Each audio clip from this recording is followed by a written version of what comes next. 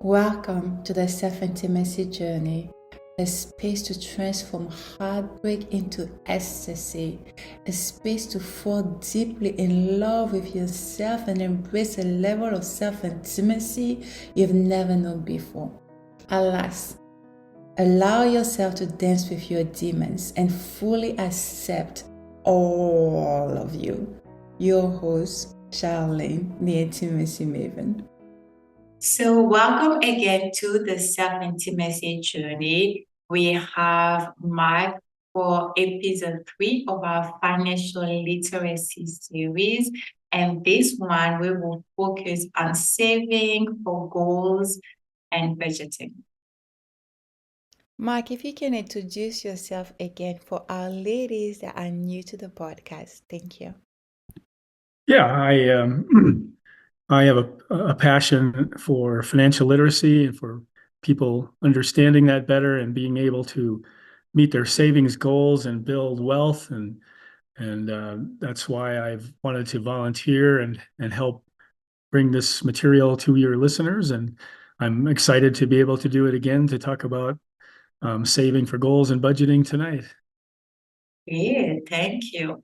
So in our last episode, we talked about setting goals. And again, there is a process. So we started in episode 1, we gave you the definition, the background. Then episode 2 was setting goals, and this is saving for goals and budgeting. Make sure that you follow the process and the schedule that we have for you, and make sure, again, and I know I'm repeating myself, but because it's very important, make sure that you actually do the homework, right? That you do the homework, that you go and you spend some time on getting yourself a better understanding of your finances, of the resources that are out there for you, and you actually do the work so that you can have a better life for yourself. So, like I said in our last episode, we discussed setting goals, especially for emergency savings and retirement. And here today, we are here to talk about savings for goals and budgeting. So, Mark, what is it necessary to make a budget? Well, Charlene, budgeting is the cornerstone of your plan to meet your financial goals. It takes deliberate saving and investing at a strong enough rate to grow sufficient wealth to meet your goals. That means you have to figure out how to split your income between saving and spending. Do you find you have too much month at the end of the money? Many people do. Some of that can be due to surprises on either the income or the spending side. Nevertheless, having a realistic saving and spending plan is critical. Only about 40% of households have a written budget. You need to become one of those to achieve your goals. So, how do you create a budget? Well, there's a number of tools that you can use. In fact, in spreadsheets like Excel or Google Sheets, they have templates. And if you just open those, look through the templates, then you can create your own, and we'll have one for you to look at as well. They are basically spreadsheets. They let you define categories to put your income into, your spending and saving.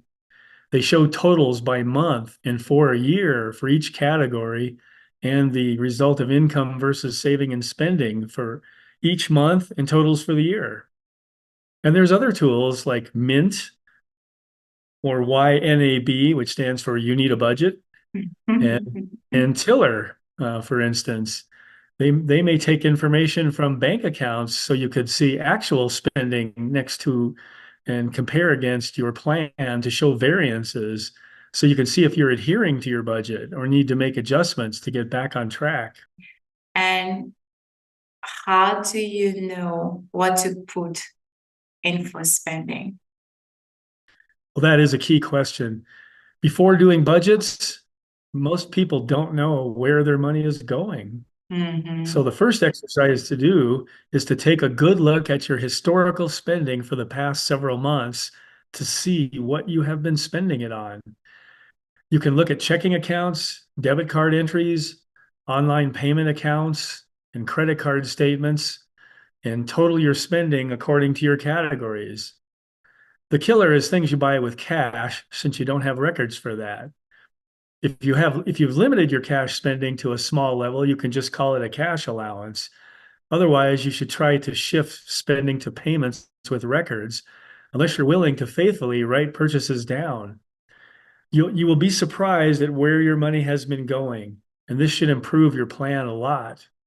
Also, you should create categories for gross pay, taxes, and your various payroll withholdings so you can see where that money goes. Mm. And that's funny you mentioned cash. Like, do even people use cash anymore? I know I don't. But I wanted to add also, I've noticed that with nowadays a lot of banks, if you go to your online banking account, you will see that they show some of the spendings that you have, and some of them will categorize them. So that could be a good startup. Don't necessarily rely onto that information because the categories might not necessarily be applicable to you. They do their best, but you can start with that as a baseline. And Mike, I wanted to add also, doing that exercise, what would you recommend? Like, is it good to do it for 90 days so you see the patterns, or it doesn't matter?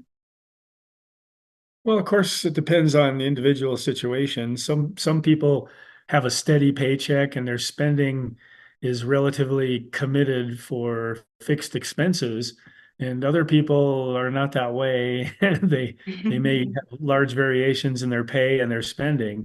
So you really have to take a look at your own situation. And then, of course, not all the months in the year are the same.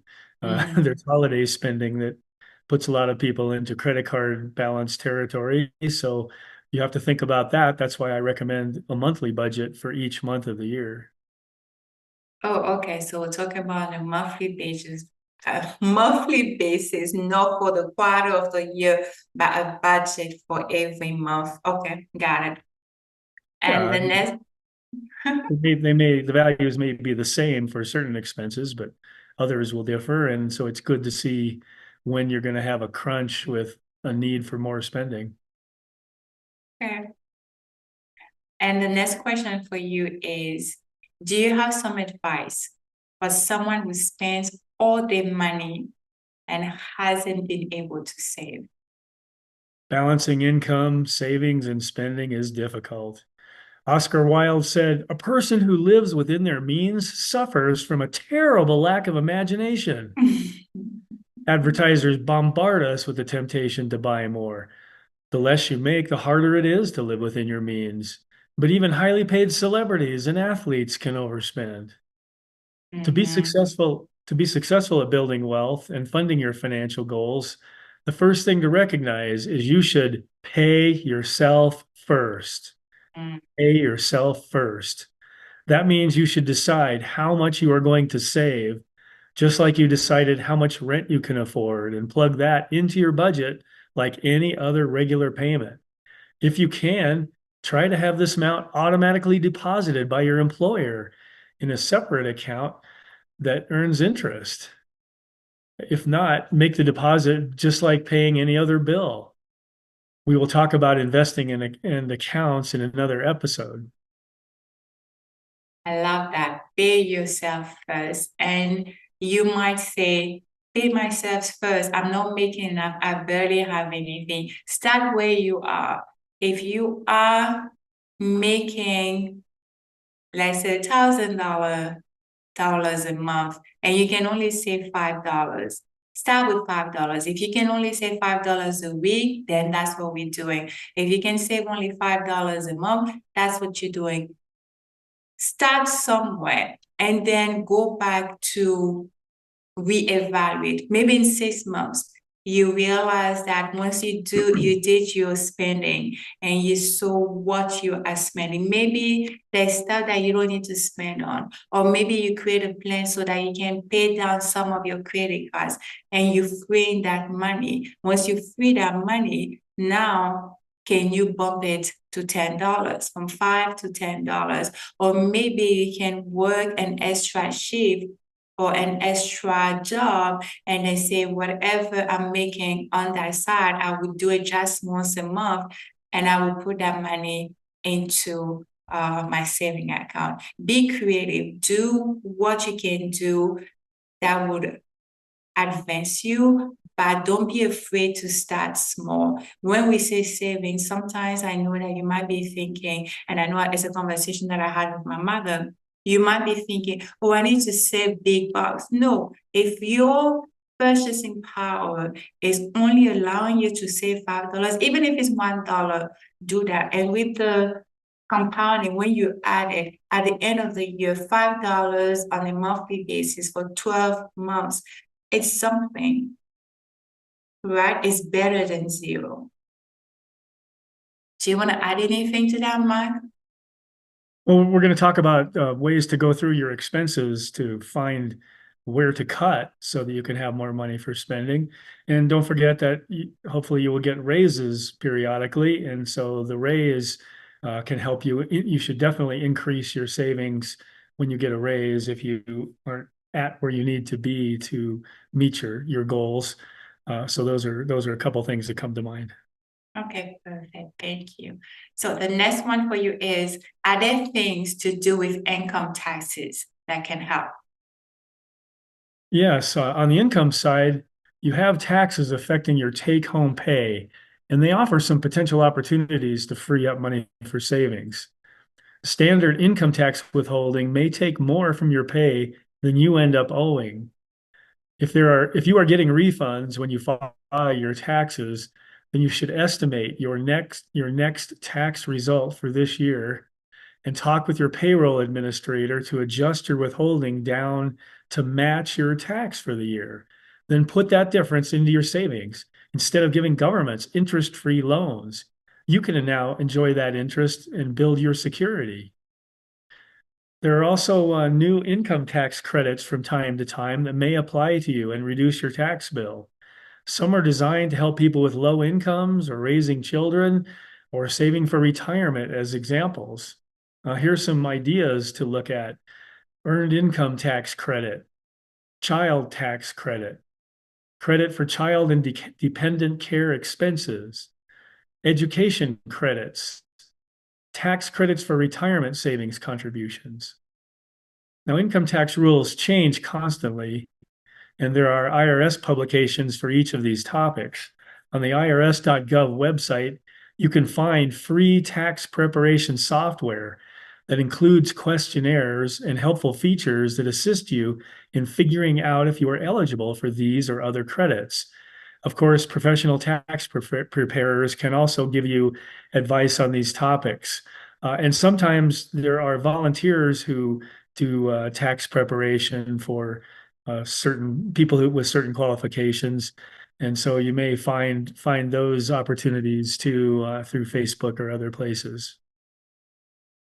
Yeah, that's a great point. Or even like if you go to church, your church might have an organization or volunteers coming on a specific day. So be on the lookout for those. And also, we are giving you a big picture, but don't forget or don't neglect, I should say, to adapt it to your particular scenario. Like one that comes to mind is that with the taxes, you might have to talk to a payroll administrator. But if you're working in a big organization or global organization, everything might be done online. So if we say talk to a payroll administrator, it doesn't apply to you, just adapt it to your situation. Maybe you just need to go online to your work system and see how you can adapt. You can update your taxes and your tax withholdings, or remember how you started with the organization,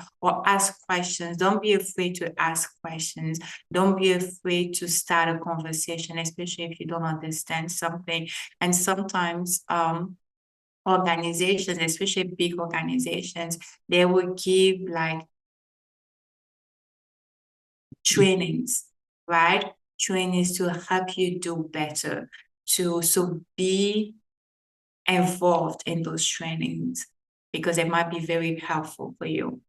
And the next question is, how else can someone adjust their budget? The next thing to do is go through each category of spending to see what you can adjust to keep from spending more than you make. A key method is to distinguish between wants and needs. Wants, needs. As an example, transportation to work is a need, but owning a new car is a want. Having a pair of shoes to wear to work is a need, but having another new pair of shoes to match a new outfit is a want. A refrigerator magnet that I like has a lady on it who proudly proclaims she is not needy, but she is wanty. Your challenge is to figure out how to trim your spending, especially for wants, to allow you to build financial independence. I suggest you ask yourself in spending decision how this want compares with your desire to create emergency savings to avoid homelessness if you lose a job. On the positive side, you can compare spending decisions to your desire to buy a house or hit a certain wealth target. You can also ask yourself how a purchase now compares to the prospect of a well-funded retirement with lots of travel. Dieters use these visualization techniques to motivate themselves because they work. You should visualize what homelessness is like, what being broke and too old to work is like, or how great owning a house would feel.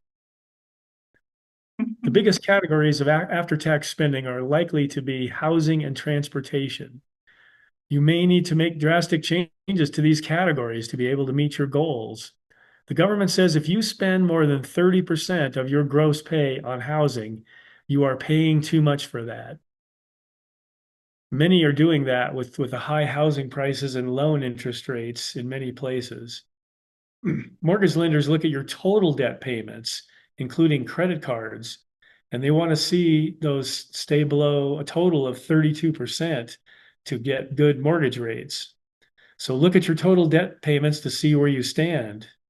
We will talk about techniques for reducing debt in a later episode. We have a table 1, that shows guidelines for various categories at different income levels for workable budgets. Some of the entries are more widely applicable than others. Taxes can vary a lot from a household of one to a multiple member household, especially at lower income levels. Student debt could be a big impact on some households and not applicable to others. You should use the most accurate numbers for your situation. If your spending is a higher percentage of your income than these, you should look at ways to reduce spending in that category, if not all of them. And like Mark mentioned, the table 1, make sure to look at the description. I will share the link so that you can access all of the resources that we are referring to. And are some people naturally more of a spender than a saver? It's important to know yourself and recognize whether you are a saver or a spender.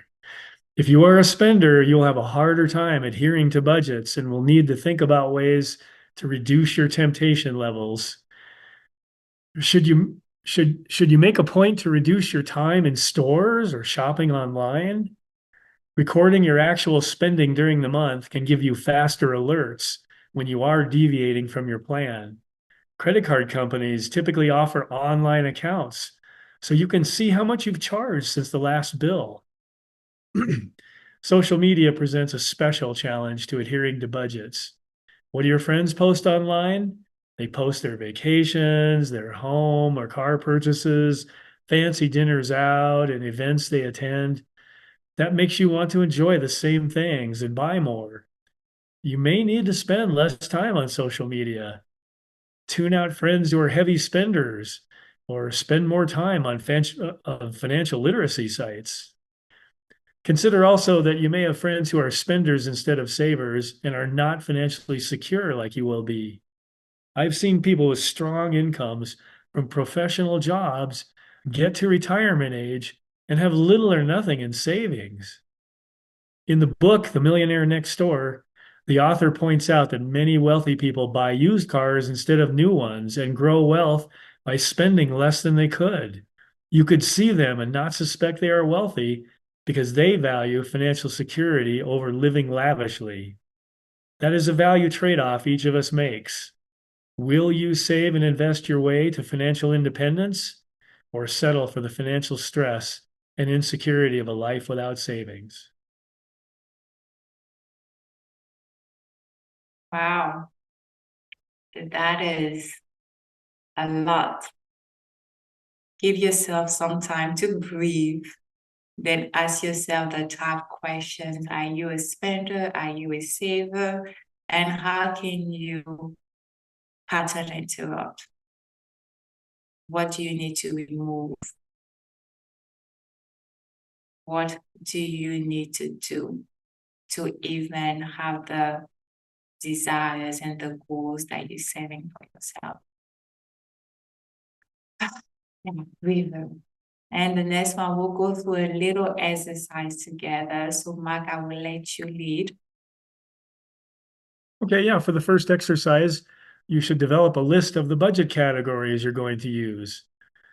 This table we've mentioned, that's a good starting point, but it's important to make the categories meaningful to you. Be sure to include categories for taxes and payroll deductions on the income side. If you are good with spreadsheets, you can even have subcategories that roll up to a smaller number of higher level categories. Then for a second exercise, as I mentioned, you should go through the last 3 months of your spending, maybe more if it varies a lot, and tabulate how much you spent in each category. This will form a foundation for your expense entries in your budget. Remember that spending varies with seasonal factors like holidays, which is why you should have a budget for each month. And the third exercise is to prepare that full budget of monthly income and expenses. Work with the expenses until you achieve a balanced total. You may have to scale back savings until you can find more ways to reduce expenses or increase income. So, that would also be in the description. You have a link to the exercise. Like every episode has an exercise or multiple of them for you to have the most benefit from those sessions. Please, and again, I'm repeating myself, but I want you to understand that it's important. Please do the homework. Take the time to do the research. Take the time to go through your spending. Take the time to do what we are asking. It's for your benefit. And then you see the more you do it, sometimes you need to create a habit because you might not think that you can do it, but what you're doing currently is a habit. So you need to interrupt it and replace it with something new. And by doing so, you will see that maybe this year will be challenging because you're creating new habits. But by next year, you will have the ball rolling. It will be easier for you to go through the actual exercise and do and set it for the year. It will be easier for you to save. It will be easier for you to do the next level. But you need to start somewhere. And for you to start somewhere, you have to have the will. You need to choose to do differently. And then you actually need to do the exercises so you know where you are, so you can create a game plan. We're here to guide you, that we cannot hold your hands. We're giving you the information, and you have to do the work. Okay. And Mark, is there anything else that you want to share? Well, yeah, certainly you can have all the information in the world, and if you don't put it to use, it doesn't benefit you. So please do those exercises, and I hope you will be excited to find out that you can make your budget balance and achieve your savings goals by paying close attention to what you're spending your money on and pay yourself first. Yeah, that's a great point. So now we're gonna discuss more like table one. Mark is gonna give you some tips and pointers. And like I said, in the description, you will have the link to the table. Yes, let's dive in and take a look at this. And remember, these are just guidelines. People's situations can vary a lot. And this table is showing the household annual income, how much all the earners in the household make in a year. So it could be one, or it could be two, or maybe even the third person, if you're putting your money together and budgeting together. And so, for instance, the first category, called taxes, is meant to cover your income taxes and your payroll taxes for Social Security and Medicare. And obviously your taxes will be much different if you're a household of one than a household of two earners and children involved. So you have to look at your own situation to come up with the right answer for this number. Savings, of course, that's the key for paying yourself first. That's the amount you're going to put in. And you can see for this whole range of income categories from 25,000 to 250,000, common savings rates hopefully will be in the 5 to 20% range to get people to their financial goals. 20% savers are called super savers, and you can be proud if you're able to put that much aside. In other developed countries, many people try to be 10% savers. In America, a large number of people are not at that level. So do the best you can. Generally, financial planners suggest that people save 10 to 15% of their earnings so that they can reach their financial goals. But as Charlene said before, you may have to start small and work your way up. Next is housing. So if you rent, then that's what would go here. And you can see 18 to 23% is the guideline at the low income levels, and it goes down a little bit as a percentage in higher levels, and that makes it easier to afford the rest of the things on here. But many people struggle with getting their housing down below 30%. And so that may be one you have to work on. Or if you could have a roommate that pays rent, you could subtract that from your housing cost and show your net housing cost here.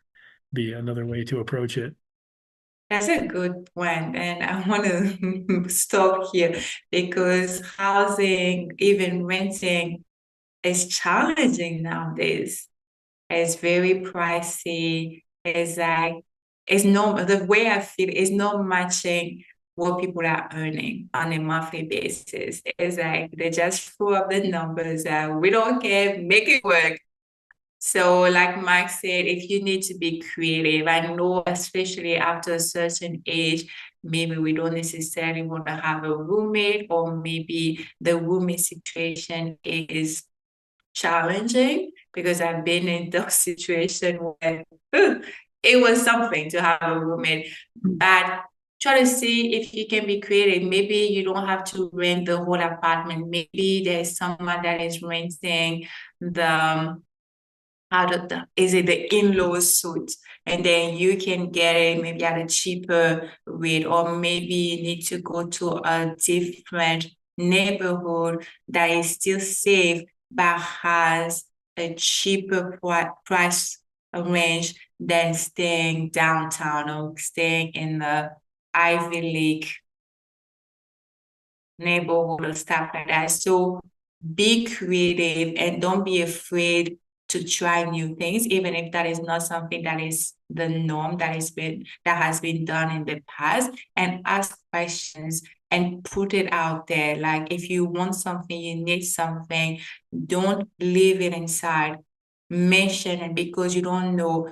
I might know someone that knows someone that knows someone that might be able to help, but I would not share that information with you if I don't know that you're looking for something. So voice what you are looking for, because you never know who will be able to help you, so that you can downgrade on your spending for housing and renting. And then if you have a mortgage,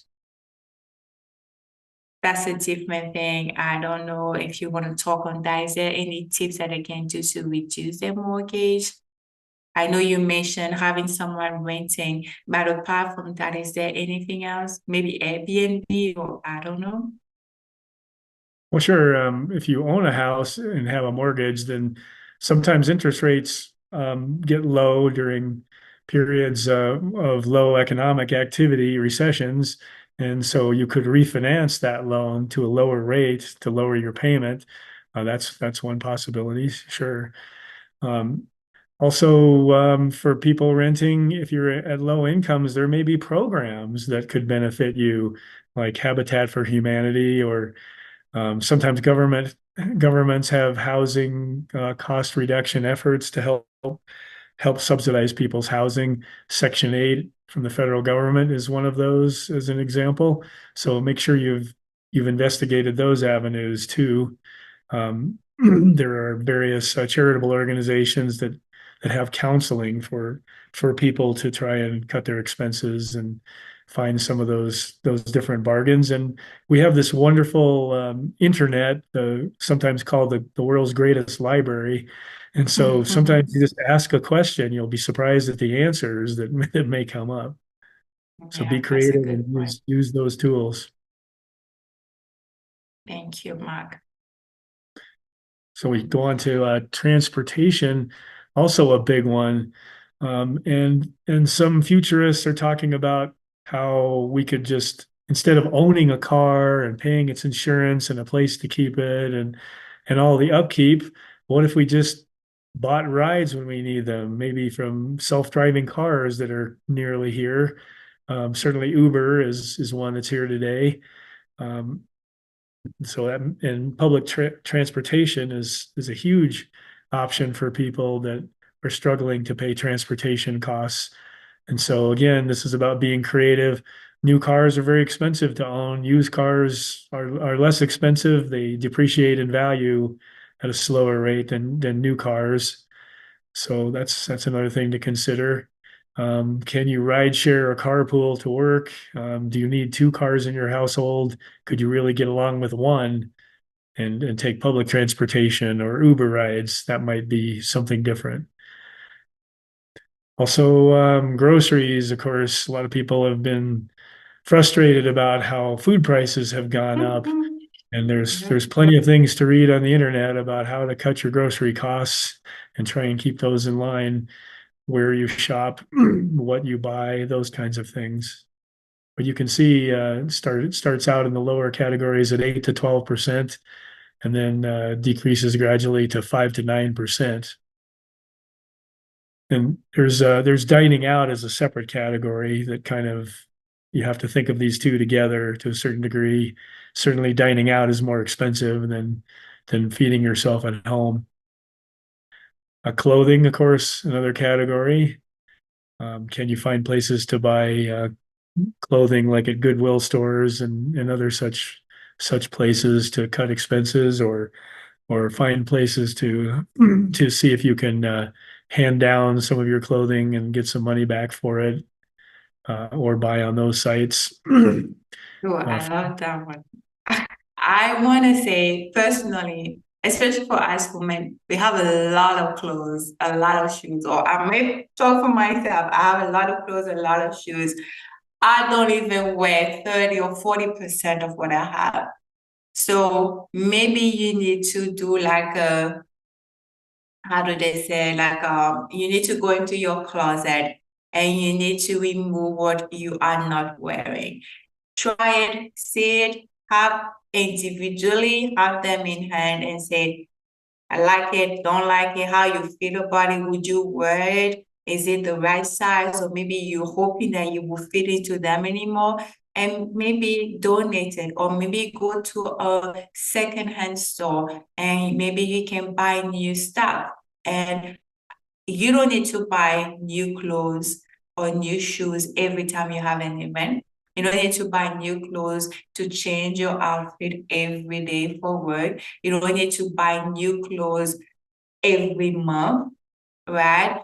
What you can do, and it's something that I'm learning because I clean up my closet when I relocated from Florida to Arizona. And mind you, I had two closets in my house, shoes and clothes and bags.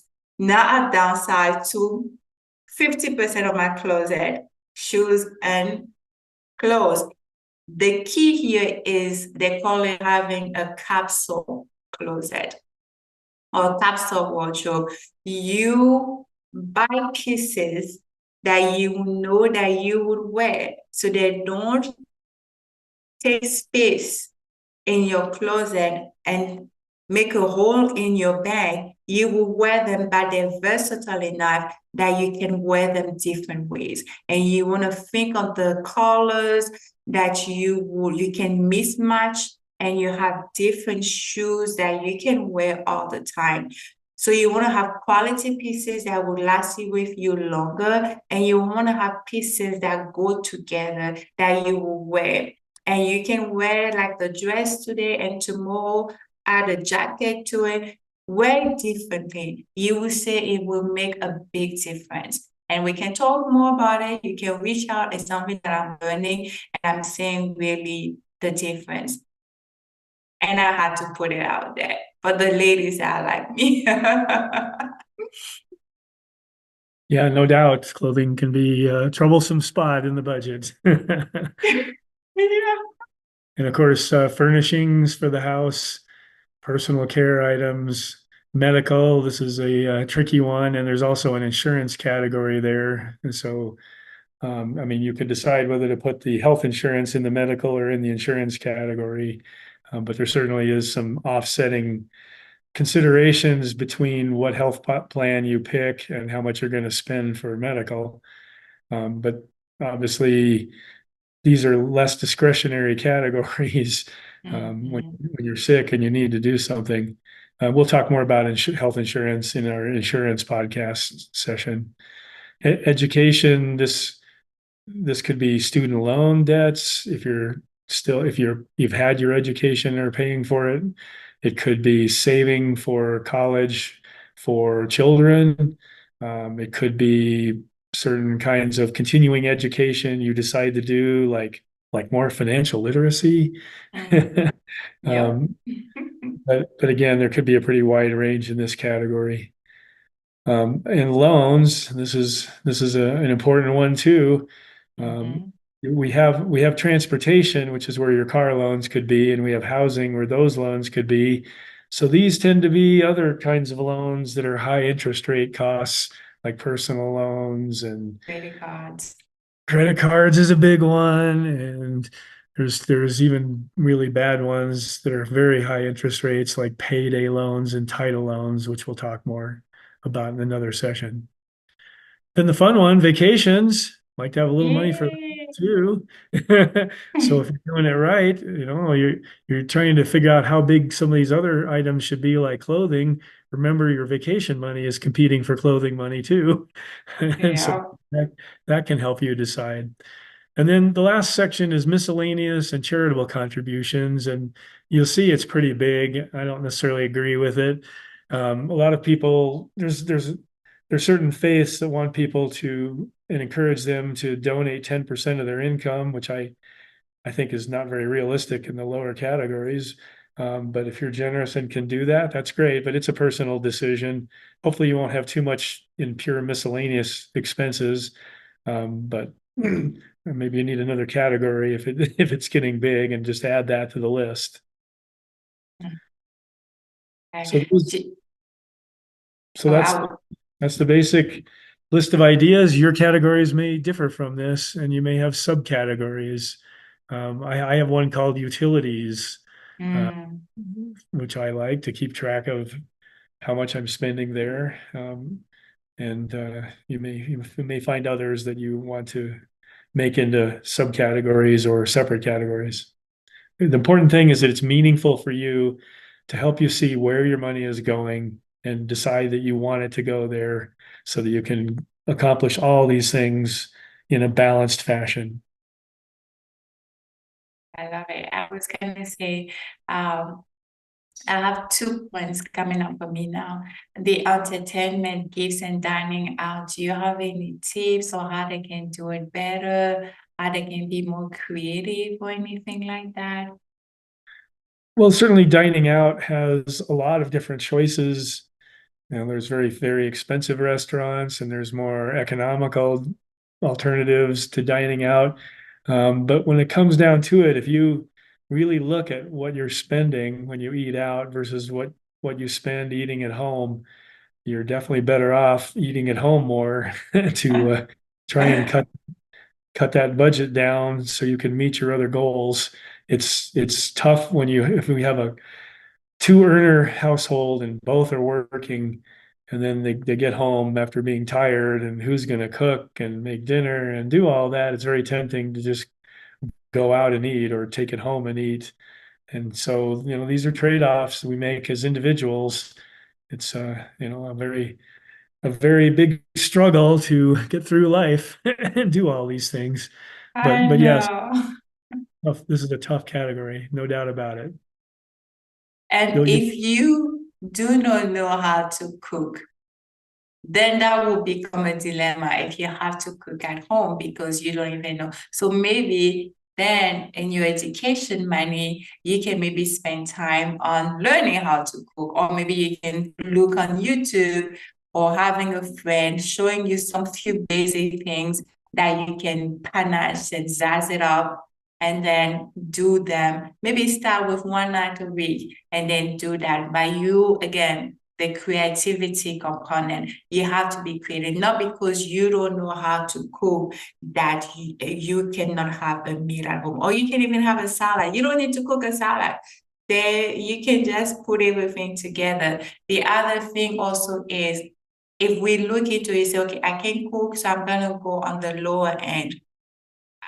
I don't necessarily eat McDonald's, but I noticed that even McDonald's, if you add up, it's a big budget on the weekly basis, especially if we're talking about a family of four or a family of five. And imagine you eating that every day. Is it healthy for you? If you have children, is it healthy for your children? Don't you want to do better even for them? If we remove the financial component of it, let's talk about the health component of it. Don't you want to do better for them? Don't you want to live longer to enjoy your money, one, but to spend time with your children, right?